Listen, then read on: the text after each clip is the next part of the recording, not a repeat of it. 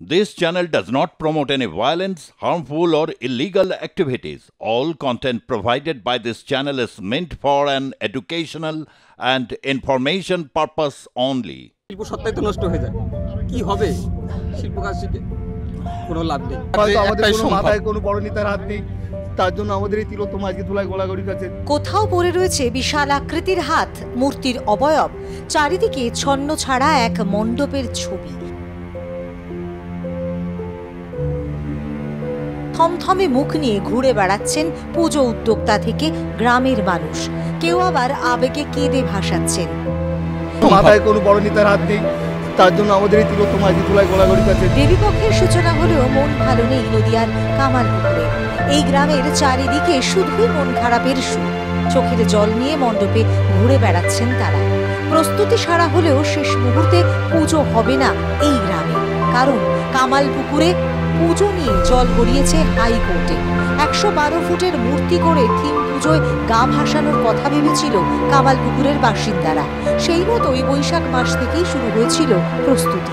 একটু একটু করে তৈরি হয়েছে 112 ফুটের দেবী মূর্তি।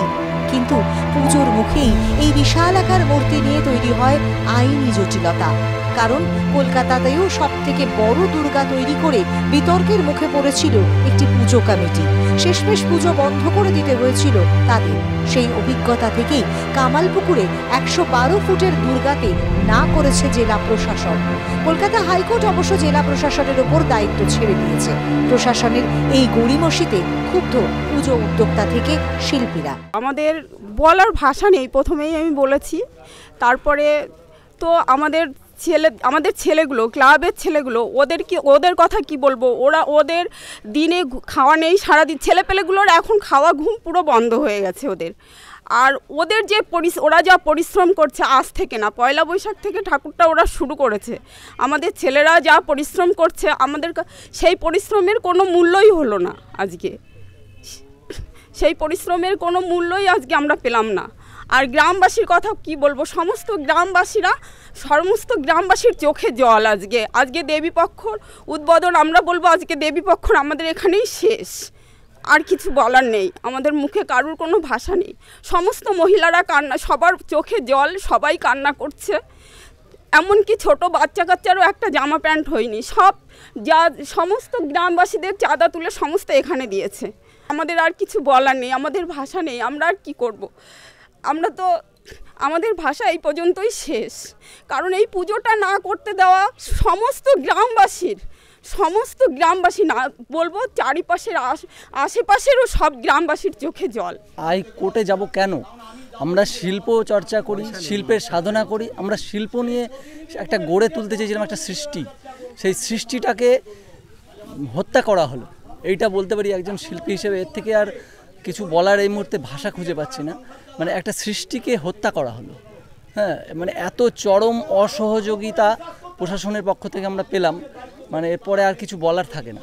মানে আইনের দ্বারস্থ আমরা নিরুপায় হয়ে গেছিলাম, কিন্তু কতক্ষণ সম্ভব? মানে এই পুজোটা বেসিক্যালি ধরুন কোনো স্পন্সরশিপ নেই বা কোনো অ্যাডভার্টাইজমেন্ট থেকে কোনো যে ফান্ডের কোনো সোর্স কিন্তু আলাদা কোনো নেই। আমরা শিল্পীরা অক্লান্ত পরিশ্রম করে এই একটা সৃষ্টিকে গড়ে তুলতে চেয়েছিলাম। হ্যাঁ, তো সৃষ্টিটা একদম মূলেই ধ্বংস করে দেওয়া হলো, এটাই বলতে পারি। হ্যাঁ, আমরা তো কোর্ট গেছিলাম। হাইকোর্ট তো ফ্রিতে হয় না। হাইকোর্টের যে খরচা, সেটা ধরুন গ্রামবাসীর টাকাতেই হচ্ছিল। তো এত লাস্ট আমাকে 2 বার জেলা শাসককে ডিসিশন নেওয়ার জন্য কোর্ট বলেছেন। এবার সেই জায়গায় দাঁড়িয়ে প্রশাসন যদি সেই সহযোগিতাটুকু না করে, চরম অসহযোগিতা, প্রতিবারই সেই রিপোর্টটা ঠিক নেই। তো যেইভাবেই হোক পুজোটা হওয়ার মতো কোনো পরিস্থিতি নেই। এবার যার কারণে কালকে যে আমরা কোর্টে যাব, সত্যি কথা সেই অর্থে আমাদের কাছে সেই অর্থটুকুই নেই গ্রামের মানুষের কাছে। চাঁদা পুজো হবে কি না, কে দেবে? টোটালি আমার গ্রামের চাঁদা তো দিয়েই তো এগুলো তৈরি হয়েছে। এবার আমরা চিন্তা করেছিলাম বাইরের গ্রাম যেগুলো আছে আশেপাশে সবাই চাঁদা দেবে, তারপরে আমাদের হবে। এবার দেখো এই চাঁদা তোলার প্রসেসে গেলে পরে আমাদের এই প্রশাসনের যে মানে যে এই যে কোর্টের যে খরচা, এই খরচা তোলার মতো পরিস্থিতিও আমাদের নেই।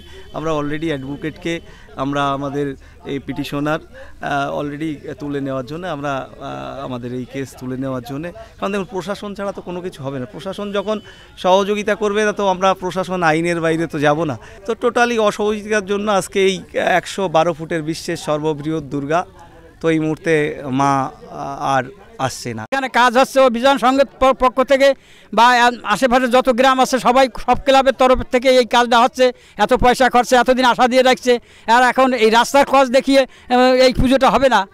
যে রাস্তা তো ওই পাশ দিয়ে আর একটা বাইপাস রয়েছে, তাতে 2-4 দিন তো চলাফেরা করা যাবে। আর শহরে তো 4 আঙ্গুল রাস্তা, সেখানে এটা বন্ধ হয় উঠা যায়, সেটাও যেটা চালু থাকে সেটাও তো 4 আঙ্গুল রাস্তা। তা সেখান থেকে যখন হচ্ছে আর এই গ্রামের দোষ নাকি? এত আইনি জটিলতা বোঝেন না কামালপুকুর গ্রামের মানুষজন।